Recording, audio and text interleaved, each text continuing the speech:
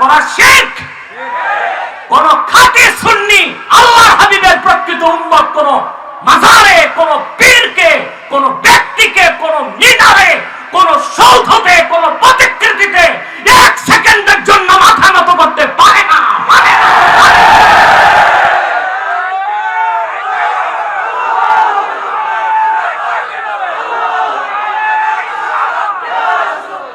আমার সুন্নি ভাইয়েরা, তোমাদের বিবেকের কাছে একটি প্রশ্ন করি, যদি আল্লাহর পরে কাউকে সাজদা করার অনুমতি ইসলামে থাকতো, বলো তো সাহাবায়ে কেরাম আল্লাহকে সাজদার পর কাকে সাজদা করতেন? সুবহানাল্লাহ। তাই তো হওয়া উচিত ছিল। সাহাবায়ে কেরাম কি রাসূলুল্লাহকে সাজদা করছেন? করতে চাইছেন? জি, চাইছেন। মুসনাদ ইমাম আহমদ বিন হাম্বলের হাদিস, আল্লাহ রাসূল সাল্লাল্লাহু আলাইহি ওয়াসাল্লাম মদিনা মুনাওয়ারাতে হাঁটতেছেন, পাহাড়ের উপর থেকে, উহুদ পাহাড় থেকে এক উষ্ট্রি মহিলা উট এসেই রাসূলুল্লাহর কদম মোবারকে সাজদা করছে।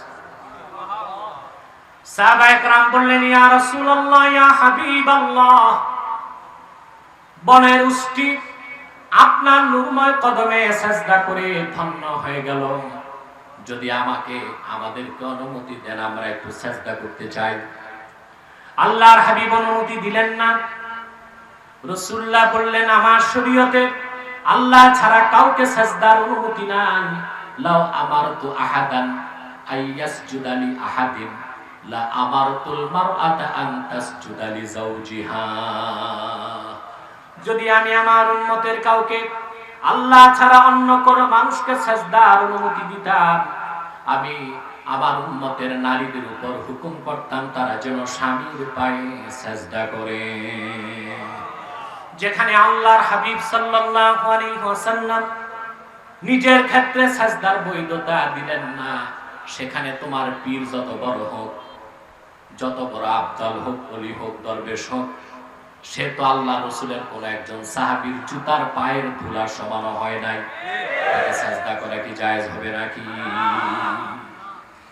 আমার দেশে আমরা নিজ নিজ পীর আর দরবেশকে উপরে উঠাইতে তাল গাছের মাথায় উঠে না। পীর ফকির আউলিয়ার মর্যাদা একটা সীমানা পর্যন্ত, ঠিক কিনা? গাউসে পাক শেখ আব্দুল কাদের জিলানী রাহমাতুল্লাহকে মেশকাতে শরানের কাতে এসেছে এই কথা। এক ব্যক্তি জিজ্ঞেস করলেন এক মুরিদ, হুজুর আপনার মর্তবা কি সাহাবায়ে কেরামের সমান হয়েছে? গাউসে পাক শেখ আব্দুল কাদের জিলানী রাহমাতুল্লাহ কি জবাব দিলেন? তিনি বললেন, শোনো, আল্লাহর হাবিবের সাহাবীগণ যুদ্ধের ময়দানে ঘোড়া নিয়ে যখন দৌড়াতেন, সেই ঘোড়ার পা থেকে যে ধুলা উঠত, আমি আব্দুল কাদের সেই ধুলার সমান হই নাই। এই যদি হয় গাউসে পাক শেখ আব্দুল কাদের জিলানী রাহমাতুল্লাহ বক্তব্য, তা আপনার বিশ্বাস আর কত বড় হয়েছে। অতএব সুন্নাত মানলেই উম্মত, সুন্নাত অনুসরণ করলে সুন্নি, সুন্নাত বিশ্বাস করলে উম্মত, সুন্নাত মানলে সুন্নি, সুন্নাত বিশ্বাস না করলে উম্মত নয়, উম্মত না হয়ে সিন্নি খেলে সুন্নি নয়। মনে থাকবে? অতএব সুন্নি সম্মেলন দিবেন, আগে তো সুন্নি চিনতে হবে, ঠিক? আমরা সুন্নাত বিশ্বাস করি কি? আরে মিয়া, কবিতাটা এতক্ষণ শুনছেন, আমার কবিতা শুনেন। সুন্নাত মানলে উম্মত, সুন্নাত যার বিশ্বাস নয় রাসূলুল্লাহর সে উম্মত নয়। সুন্নাত মানলে উম্মত, সুন্নাত অনুসরণে সুন্নি, ঠিক কিনা বলে? আল্লাহ পাক আমাদেরকে খাঁটি সুন্নি বানায়। বলেন আল্লাহুম্মা আমিন। বলেন আল্লাহুম্মা আমিন। রাখেন, শেষ করেন। আপনি তো রাজনীতি নিয়ে চিন্তায় আছেন, আপনার সমস্যা হবে না, চুপচাপ বসেন। আমরা আপনার জন্য, নেতাদের জন্য ভালো করে দোয়া করি। এই হাজার হাজার মানুষ বসে আছে, তাদের খোরাক না দিলে তারা কষ্ট পাবে, ঠিক কিনা? আমরা তো বলেছি 4টায় শেষ করে দিচ্ছি, আমরা কিছু খোরাক নিয়ে যাব, কি বলেন? কথা বুঝতেছেন? প্রিয় ভাই বন্ধুগণ, দেখেন তো ময়দানটা ভরপুর হয়ে গেছে। আলহামদুলিল্লাহ বলেন, আরো জোরে বলেন আলহামদুলিল্লাহ। করোনা পরিস্থিতি যদি না থাকতো এই ময়দানে মনে হয় সুন্নি জনতাকে জায়গাও দিতে পারতেন না। তারপরও আমরা সফল, বলেন আলহামদুলিল্লাহ। তাহলে রাসূলুল্লাহর সুন্নত বিশ্বাস করলে আপনি কি? উম্মত। উম্মত। আর সুন্নত অনুসরণ করলে সুন্নি। এই মানদণ্ডে আপনাকে চিনতে হবে কোনটা খাঁটি সুন্নি আর কোনটা ফরমালিন যুক্ত সুন্নি। পারবেন তো ইনশাআল্লাহ? এবার আসেন ভাইরা, রাসূলুল্লাহর অনুসরণ ছাড়া মুসলমান হওয়া যায় না। এখানে লাজিম মালজুমের কায়দায় আরেকটা বিষয় চলে আসে। রাসূলুল্লাহর মহব্বত অন্তরে না থাকলে রাসূলুল্লাহর অনুসরণ করা যায় না। সেজন্য আল্লাহর হাবিবের ভালোবাসা হৃদয়ে ধারণ করাকে আল্লাহ ফরজ করে দিয়েছেন। সুবহানাল্লাহ বলবেন। কত বড় ফরজ! সুনান তাবারানির হাদিস, মুজাম তাবারানির হাদিস, ওয়া আন আলী কাররামাল্লাহু ওয়াজহা আনিন নবী সাল্লাল্লাহু আলাইহি ওয়াসাল্লাম আদিবু আওলাদাকুম আলা থালাসি খিসাল হুব্বি নবীকুম ওয়া আলি বাইতিহি ওয়া তিলাওয়াতিল কুরআন। আল্লাহর হাবিব ইরশাদ করেছেন, উম্মত তোমরা তোমাদের সন্তান ছেলে হোক মেয়ে হোক তাদেরকে সর্বপ্রথম তিনটি আদব শিখাও। সুবহানাল্লাহ বলবেন না? কয়টা? তিনটি অভ্যাস, তিনটি আদব, তিনটি শিষ্টাচার শিখাও। বিসালাসি খিসাল। কয়টা? হুব্বি নবীকুম, সর্বপ্রথম কচি কাঁচা ছেলেমেয়ের অন্তরে আমি রাসূলের মহব্বত ঢেলে দাও। ওয়া আলে বাইতি, আমার বংশধরের মহব্বত ঢেলে দাও। ওয়া তিলাওয়াতিল কুরআন, কোরআন তেলাওয়াত শিখাও। সুবহানাল্লাহ, সুবহানাল্লাহ। ভাইরা আমার, মহান আল্লাহর নামে শপথ করে বলছি, আপনার সন্তানকে যদি বাল্যকালে রাসূলুল্লাহর ভালোবাসা শিখান, কোরআন তেলাওয়াত শিখান আর 5 ওয়াক্ত নামাজের অভ্যাস করিয়ে দিতে পারেন, কোনদিন এই সন্তান নৈতিকভাবে ধ্বংস হবে না, নেশা করবে না, সন্ত্রাস করবে না, ধর্ষণ করবে না, গণধর্ষণ করবে না। ঠিক কিনা বলে? আজ যুবকরা ধ্বংস হয়ে যাচ্ছে। স্কুল কলেজের ছাত্ররা ড্রাগ অ্যাডিক্টেড, গাঁজা, ইয়াবা, হেরোইন, বাবা, সামনে বের হবে দাদা, এগুলো খাচ্ছে তারা। ঠিক কিনা? নেশামুক্ত বাংলাদেশ গড়তে প্রশাসনের কোন ত্রুটির অভাব নাই, কিন্তু তারা ব্যর্থ। ঠিক কিনা? ঘরে ঘরে নেশা হচ্ছে। আজ দেশে সহিংসতা বেড়েছে, ধর্ষণ হচ্ছে, গণধর্ষণ হচ্ছে। হচ্ছে কিনা বলে? তার মূলভূত কারণ কি? আমাদের ত্রুটিপূর্ণ শিক্ষা ব্যবস্থা। আমরা যদি কোরআন সুন্নাহর শিক্ষায় যুবকদের শিক্ষিত করতে পারতাম, নেশা, সন্ত্রাস, সহিংসতা, ধর্ষণ খুঁজে পাওয়া যেত না বাংলাদেশে। ঠিক কিনা বলে? আজকে একটি মহল চাচ্ছে মাদ্রাসা বন্ধ করে দিতে। তা কোনোদিন সম্ভব না। মনে রাখবেন, বাংলাদেশের পূর্বাকাশে যতদিন সূর্য উঠে পশ্চিমে ডুববে, ততদিন বাংলাদেশে যতদিন লাল সবুজের পতাকা থাকবে, ততদিন বাংলাদেশে মসজিদ থাকবে, আযান হবে, মাদ্রাসা থাকবে, কোরআনের তেলাওয়াত হবে। বাংলাদেশের একটি মাদ্রাসা ইমানদারদের একটি ক্যান্টনমেন্ট, বাংলাদেশের একটি মাদ্রাসা ইমানদারদের ইমানের ঘাঁটি, তা কোনোদিন বন্ধ করা সম্ভব হবে না, হবে না। দূরবীন দিয়ে খুঁজেও প্রশাসন মাদ্রাসার ছাত্রগণ ধর্ষণ করেছে একটা দেখাতে পারবেন না। মাদ্রাসার ছাত্র ইয়াবা বেচে, ইয়াবা খায় দেখাতে পারবেন না। ওই সব পাবেন ও লেভেল আর এ লেভেলের ছাত্রদের মধ্যে। যত গণধর্ষণ, মহিলাদেরকে অত্যাচার, ইফটিজিং, সন্ত্রাস, সহিংসতা, দুর্নীতি, এই সব কিছুর পিছনে দায়ী বিশ্ববিদ্যালয়ের ছাত্ররা, শিক্ষকরা, শিক্ষিতরা, মাদ্রাসার ছাত্র শিক্ষক দায়ী নয়। ঠিক কিনা বলেন? সন্তানকে ভালো করতে চান, রাসূলুল্লাহর ভালোবাসা শিখায় দেন। তার অন্তরে রাসূল আল্লাহর হাবিবের ভালোবাসা শিখান। আর নামাজের অভ্যাস, তবে নামাজ শিখাবার আগে আল্লাহর হাবিবের ভালোবাসা শিখাতে হবে। নামাজ 7 বছর থেকে মুস্তাদরাক আলা সাহিহাইনে এসেছে, ইমাম হাকিম রওয়ায়াত করেছেন, আল্লাহর হাবিব সাল্লাল্লাহু আলাইহি ওয়াসাল্লাম ইরশাদ করেছেন, মুরু আওলাদাকুম বিস-সালাহ ওয়া হুম সাব'উ সিনিন। সন্তানকে নামাজের আদেশ করো যখন তাদের বয়স কত? আর আল্লাহর হাবিবের ভালোবাসা করে তারা তো খাঁটি সুন্নি হতে পারে না। কারণ প্রকৃত সুন্নি সে যে তার জীবন থেকে আল্লাহ তার রাসূলকে বেশি ভালোবাসবে। বুখারীর হাদিস, আল্লাহর হাবিব সাল্লাল্লাহু আলাইহি ওয়াসাল্লাম ইরশাদ করেছেন, সালাতুন মান কুননা ফীহি ওয়াজাদা হালাওয়াতাল ঈমান মান কানা আল্লাহু ওয়া রাসূলুহু আহাব্বা ইলাইহি মিম্মা সাওয়াহুমা। তিনটি বৈশিষ্ট্য যার মধ্যে একত্রিত হলো সে ঈমানের মধুর স্বাদ পেল। তার প্রথমটি হলো যে ব্যক্তির নিকট আল্লাহ তার হাবিব মুহাম্মদ সাল্লাল্লাহু আলাইহি ওয়াসাল্লাম প্রিয় হবেন সবকিছুর চেয়ে বেশি, অর্থাৎ তার জীবন থেকেও বেশি। বলেন সুবহানাল্লাহ। তাহলে আমরা রাসূল করিম সাল্লাল্লাহু আলাইহি ওয়াসাল্লামকে জীবন থেকে বেশি ভালোবাসবো। রাজি আছেন? সাহাবায়ে কেরাম জীবন থেকে বেশি আল্লাহর হাবিবকে ভালোবাসতেন। হাদিসের কিতাবে এসেছে, উহুদ যুদ্ধ শেষ, এক বুড়ি মহিলা মসজিদ নববীর কাছ থেকে দৌড়ায় উহুদ পাহাড়ের দিকে যাচ্ছে।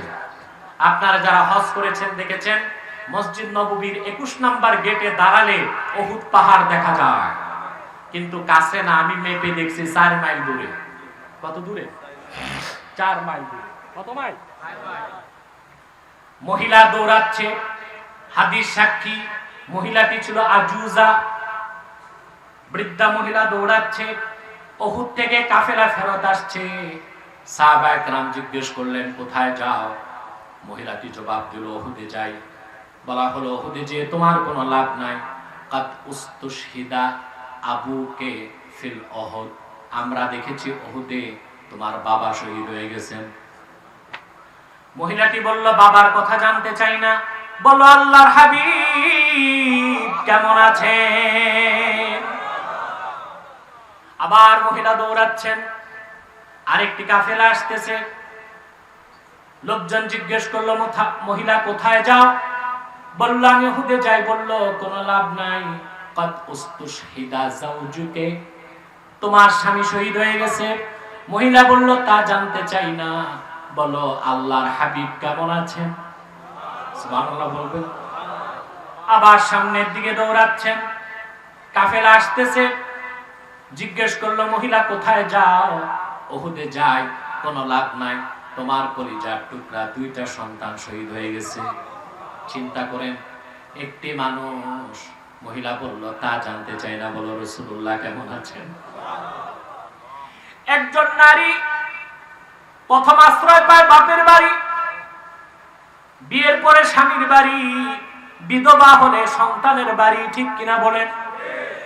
এই মহিলার বাবাও শহীদ, তার ভাই শহীদ, তার স্বামী শহীদ, কিন্তু তিনি বলেন রাসূলুল্লাহ কেমন আছে? উহুদে তিনি পৌঁছলেন, আল্লাহর হাবিব বসে আছেন, রক্ত ঝরছে। হযরত ফাতেমা রক্তগুলো পরিষ্কার করছেন। মহিলাটি রাসূলুল্লাহর সামনে দাঁড়িয়ে বললেন, ইয়া রাসূলুল্লাহ, ইয়া হাবিবাল্লাহ, যখন শুনলাম আপনি পৃথিবীর থেকে বিদায় নিয়েছেন, ঘর থেকে বের হলাম, পথের মধ্যে শুনলাম বাবা শহীদ, তারপরে শুনলাম স্বামী শহীদ, তারপরে শুনলাম সন্তান শহীদ। কলিজা বড়া দুঃখ নিয়ে এসেছি। এসে দেখলাম আপনি বেঁচে আছেন। কুল্লু মুসিবাতিন বাদাকা সাগীরাতুন ইয়া রাসূলুল্লাহ। কলিজায় আর দুঃখ নাই, কষ্ট নাই, ব্যথা নাই, সব মুসিবত ছোট হয়ে গেছে, আমার আর কিছু লাগবে না। আপনি রাসূল বেঁচে আছেন, এর চেয়ে খুশির আর কিছু নাই। সাহাবায়ে কেরাম এইরকম ভালোবাসা রাসূলুল্লাহর জন্য রাখতেন। সুবহানাল্লাহ বলবেন? সুবহানাল্লাহ, সুবহান। পূর্বের কোন নবীকে তার উম্মত এত ভালোবাসতে পারে নাই আল্লাহ রাসূলকে সাহাবায়ে কেরাম যতটুকু ভালোবেসেছেন। ঠিক কিনা? কথা বলেন না? মুসা নবী, মুসা আলাইহিস সালাম তার উম্মতকে ডেকে বললেন, চলো আমরা একটু যুদ্ধ করতে যাই আল্লাহর জন্য। বনি ইসরাইল মুসা নবীকে জবাব দিল, ইযহাব আনতা ওয়া রাব্বুক ফাকাতিলা ইন্না হাহুনা লাকাঈদুন। ঠিক কি না?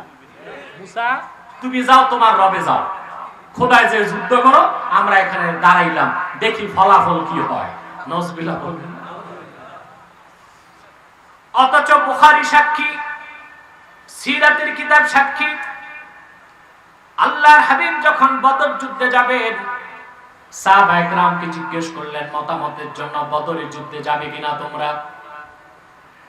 মুহাজিররা জবাব দিয়েছে আমরা রাজি। আনসাররা চুপচাপ। বারবার প্রশ্ন করার পর আনসাররা বুঝলো আল্লাহর হাবিব আমাদের মতামত চান। এক আনসার সাহাবী দাঁড়ায় বললেন, হুজুর, বদর তো বাড়ির কাছের ময়দান, এখানে যেতে তো কোনো আপত্তি নাই। লাউ সিরতা বিনা ইলা বারকিল গিমাদ, যদি আপনি এখান থেকে ইয়ামানের 1000 মাইল দূরে বারকুল গিমাদে যেতে বলেন যুদ্ধ করতে, আপনার নূরময় কদমের সামনে বুকের তাজা খুন ঢেলে দিতে আমরা প্রস্তুত আছি। সুবহানাল্লাহ। ঈসা নবীকে তার উম্মত এত ভালোবাসতে পারে না। ঈসা আলাইহিস সালাম যখন ইহুদিরা বন্দী করলো, ঈসা নবীর খাস সাহাবী ছিল 12 জন হাওয়ারি। কয়জন? জোরে বলেন। 12 জন। খাস মানুষ, খাস, সবচেয়ে কাছের মহব্বতের সাহাবী। এই 12 জনের একজন ছিল সেন্ট পৌল। সেই ইহুদিদের কাছ থেকে মাত্র 22 পয়সা ঘুষ খাইয়া দেখাই দিছে ঈসা এই ঘরে আছে। নজগুলা বলবেন কত পয়সা ঘুষ খাইছে ঠিক, ঈসা নবীকে দেখাইছে ঠিক, মারতে তো পারে নাই। ঈসাকে আল্লাহ আকাশে উঠায় নিয়েছে। যেটা মারছে ওটা ঈসা না, ওটা মিসা। ওটা কি? ঈসা না মিসা? মারছে কোনটা? মিসা। আর খ্রিস্টানদের ধর্মীয় বিশ্বাস হয়ে গেছে ক্রুসিফিকেশন, অর্থাৎ ক্রুশবিদ্ধ করে ঈসাকে হত্যা করা হয়েছে। আল্লাহ বলেন না, যেটা মারছে এটা ঈসা না, এটা মিসা। ঈসাকে আমি আকাশে রাখছি কিয়ামতের আগে দাজ্জালকে হত্যা করতে আমার হাবিব মুহাম্মদ সাল্লাল্লাহু আলাইহি ওয়াসাল্লামের উম্মত হিসেবে তাকে নামাইব। সুবহানাল্লাহ বলবেন। তাহলে 22 পয়সায় নবীর মহব্বত, কথা বলে না। কিন্তু সাহাবায়ে কেরাম আল্লাহর আখিরি নবী মুহাম্মদ সাল্লাল্লাহু আলাইহি সাল্লামকে কেমন ভালোবেসেছেন। রাসূলুল্লাহ যুদ্ধের ঘোষণা দিলে তারা প্রতিযোগিতায় লিপ্ত হয়ে যেতেন, কার আগে কে শাহাদাত বরণ করে রাসূলুল্লাহর দ্বীনকে কায়েম করবে। সুবহানাল্লাহ। তার কারণ কি? সংক্ষেপে কারণটা বলে দিই। আসবাবুল মুহাব্বাতি আরবাআ, ভালোবাসার কারণ 4টা। কয়টা? জামাল, কামাল, ইহসান, কারাবাত। এই 4টার একটা থাকলে মানুষ মানুষকে ভালোবাসবে। 4টার একটা থাকলে মানুষ মানুষকে ভালোবাসবে। তার প্রথম হচ্ছে জামাল। জামাল হচ্ছে বাহ্যিক সৌন্দর্য, দৈহিক সৌন্দর্য। এটার নাম কি? কথা বলে না, জোরে বলেন। এটার নাম কি? এটার নাম কি? জামাল। বাহ্যিক সৌন্দর্যের নাম জামাল। দেখেন রাসূল করিম সাল্লাল্লাহু আলাইহি সাল্লামকে আল্লাহ পাক যে জামাল বা বাহ্যিক সৌন্দর্য দান করেছিলেন, সেটা ছিল রাসূলুল্লাহর শ্রেষ্ঠ মুজিজার একটি। বলেন সুবহানাল্লাহ। ইউসুফ আলাইহিস সালাম অনেক সুন্দর ছিলেন, ঠিক কি না? কথা বলেন। ওনার সৌন্দর্য দেখে জুলাইখার সঙ্গী সাথীরা আঙ্গুল কেটেছে। কিন্তু হযরতে মা আয়েশা রাদিয়াল্লাহু তাআলা আনহা বলেন, লাউ রাআইনা জাবিনাহু সাল্লাল্লাহু আলাইহি ওয়াসাল্লাম লা আসারনা বিতাকতি ইসসুদুর আলাল ইয়াদি। জুলাইখার সঙ্গে সাথীগণ ইউসুফের সৌন্দর্য দেখে আঙ্গুল কেটেছে। আল্লাহর কসম, তারা যদি আমার নবী মুহাম্মদ সাল্লাল্লাহু আলাইহি ওয়াসাল্লামের নূরের কপালটা একবার দেখতো, তাহলে আঙ্গুল নয় তারা তাদের কলিজা কেটে টুকরা করে দিত। আলহামদুলিল্লাহ। বসান দুজনকে। কথা বুঝতেছেন? আমার দিকে তাকান, মনোযোগ এই দিকে। আম্মা জান হযরত আয়েশা রাদিয়াল্লাহু তাআলা আনহা বলেছেন যে যদি জুলাইখার সঙ্গী সাথীগণ মুহাম্মদ সাল্লাল্লাহু আলাইহি ওয়াসাল্লামের নূরের কপাল একবার দেখতো, তা আঙ্গুল কাটতো না, কলিজা কেটে দিত। বলেন সুবহানাল্লাহ। আরো জোরে বলেন সুবহানাল্লাহ। এই ছিল রাসূলুল্লাহর জামাল। ভালোবাসার কারণ কয়টা হয়? জোরে বলেন। দ্বিতীয়টা হচ্ছে কামাল। কামাল হচ্ছে বাইরের সৌন্দর্য নাই, ভিতরের সৌন্দর্য আছে, ওটা কামাল, চরিত্র। সুবহানাল্লাহ। সিরাত, এই যে বাইরে যেটা দেখেন এটা সুরাত, ভিতরে যেটা ওইটার নাম সিরাত। সুবহানাল্লাহ বলেন। যেমন হযরত বেলাল তিনি দেখতে ছিলেন প্রচন্ড কালো, কিন্তু মর্যাদা কি ছিল? সুবহানাল্লাহ।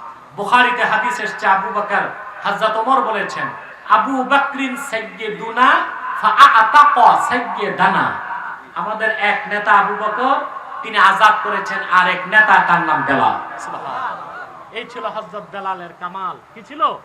বাইরে ছিলেন কালো, ভিতরে ছিল কি? আলো। সুবহানাল্লাহ। ভালোবাসার তৃতীয় কারণ ইহসান, দয়া। সুবহানাল্লাহ। রাসূলুল্লাহর দয়া কি পরিমাণ ছিল? আল্লাহ পাক বলেছেন, ওয়ামা আরসালনাকা ইল্লা রাহমাতান লিল আলামিন। 4 নাম্বার হচ্ছে কারাবাত, নৈকট্য।